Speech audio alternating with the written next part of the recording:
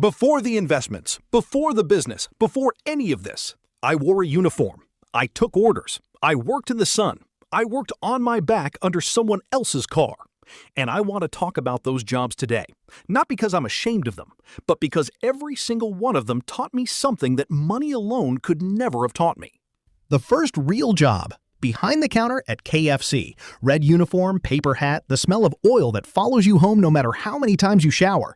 The shift starts at 6 in the morning. By 7, the queue is already out the door. You're taking orders, packing boxes, managing a till, keeping a smile on your face for people who sometimes don't even look at you. What that job taught me? Speed. Precision under pressure. How to deal with people who are rude, hungry, and in a hurry, and still serve them well. Those are the same skills I use in every boardroom I've ever walked into.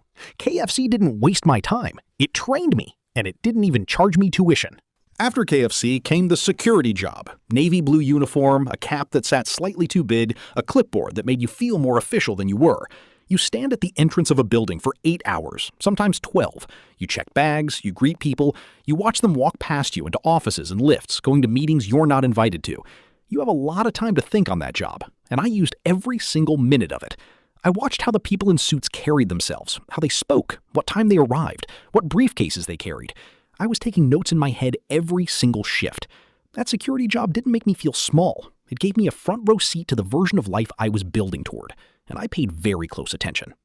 Then there was the garden work. Early mornings in the northern suburbs of Johannesburg. You push the wheelbarrow, you cut the grass, you trim the hedges on properties that are so large it takes the whole morning just to do one side. The people who lived in those houses drove cars I'd only ever seen on television. And here's what I noticed. They weren't geniuses. They weren't superhuman. They were just people who had made specific decisions that compounded over time. While I was trimming their hedges, I was studying their driveways, the make of the cars, the way the properties were built, whether they had a granny flat they could rent out. I was learning property, passive income, and asset accumulation while being paid to mow someone's lawn. You can learn anywhere if you decide to. The mechanic job was the one that almost broke me. Lying on your back on cold concrete under a Toyota, oil dripping on your face, working with tools that cut your hands for a wage that barely covered transport home. It was physical in a way the other jobs weren't. Your body ached, your hands were never fully clean. And there were days, more than I'd like to admit, where I genuinely wondered if this was just my life now, if the version of me that wanted more was just being delusional. But something kept me going. Not motivation. Motivation comes and goes. Discipline.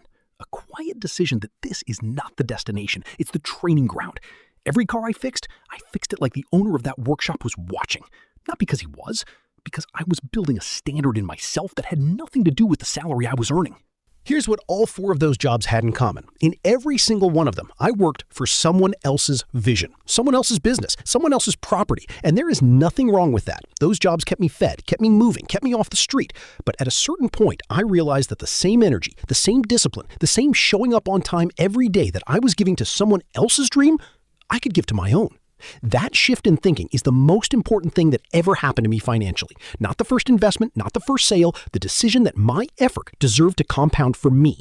If you are working a job right now that you are not proud of, I want you to hear this clearly. That job is not your identity. It is your current training ground. The discipline you are building on that shift, in that uniform, on your feet all day, or on your back under a car, that discipline does not disappear when the job ends. It goes with you. It becomes the foundation everything else is built on. The people who build real wealth are almost never people who had it easy at the start. They are people who extracted every lesson from every level and refused to let any season be wasted. Subscribe, and if this video hit differently than you expected, share it with someone who needs to hear it.